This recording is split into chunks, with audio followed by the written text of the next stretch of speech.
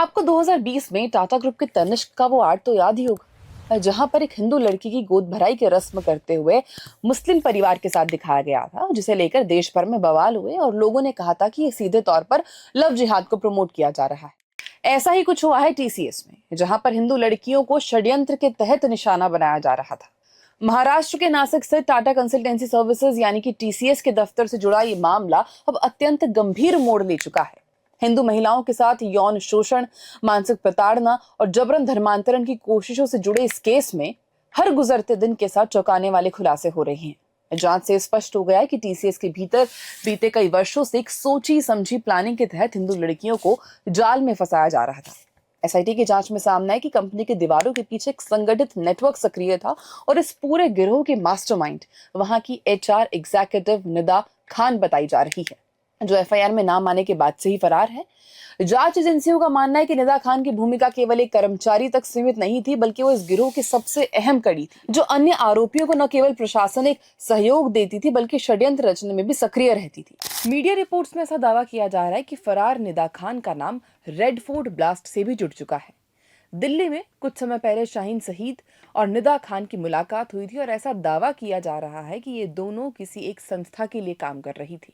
मुख्य आरोपी शाहरुख कुरैशी, रजा मेमन, आसिफ अंसारी, तौसीफ अख्तर और शफी शेख के खिलाफ यौन शोषण से लेकर लव जिहाद तक की गंभीर धाराओं में मुकदमे दर्ज किए गए हैं। पीड़ित युवतियों ने अपने बयानों में बताया कि उन्हें जबरन इस्लामिक जीवन शैली अपनाने के लिए मजबूर किया जाता था। उन पर नमाज पढ़ने, बुर्का पहनने और हिजाब लगाने का भारी दबाव बनाया जाता था। यदि कोई युवती इसका विरोध करने का साहस जुटाती तो उसे मानसिक रूप से इस कदर प्रताड़ित किया जाता कि वो टूट जाए। और इस पूरे खेल में आरोपी टीम लीडर्स और निदा खान मिलकर लड़कियों को डराने धमकाने का काम करते थे, ताकि वो चुप्पी साधे रखें। एसआईटी को एक पूर्व कर्मचारी के जरिए कुछ ऐसी जानकारियां भी मिली जिन्होंने सुरक्षा व्यवस्था पर बड़े सवाल खड़े कर दिए।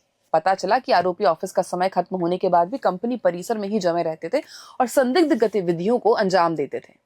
इतना ही नहीं, ये भी सामने आया कि ट्रेनिंग के बहाने आसिफ अंसारी, शफी शेख और तौसीफ अख्तर महिलाओं के साथ अश्लील हरकतें करते थे और उन्हें गलत तरीके से छूते थे। कुछ मामलों में तो लड़कियों को बहला फुसलाकर या दबाव डालकर बाहर ले जाने और उनके साथ जघन्य अपराध करने की खौफनाक योजनाएं भी बनाई गई। इस साजिश का सबसे डरावना पहलू ये था कि भारतीय परंपरा का पालन करने वाली या फिर साड़ी पहनने वाली लड़कियों को विशेष रूप से सॉफ्ट टारगेट बनाया जाता था। इन लड़कियों को पहले दोस्ती के बहाने घेरा जाता और फिर उन पर धर्मांतरण का दबाव बनाया जाता था। आरोपियों के बीच होने वाली बातचीत के लिए एक व्हाट्सएप ग्रुप का इस्तेमाल होता था, जहां वो ये तय करते थे कि अगली शिकार कौन होगी। हालांकि कई सबूत मिटाने के लिए चार्ट डिलीट कर दी गई है, लेकिन फॉरेंसिक टीम उन्हें रिकवर करने में लगी है और अब तक 12 पीड़िताएं न्याय की गुहार लगा चुकी है और उम्मीद है कि जांच आगे बढ़ने पर यह संख्या और बढ़ सकती है। फिलहाल पूरी कोशिश निदा खान की गिरफ्तारी और उस पूरे जहरीले नेटवर्क को जड़ से खत्म करने पर टिकी।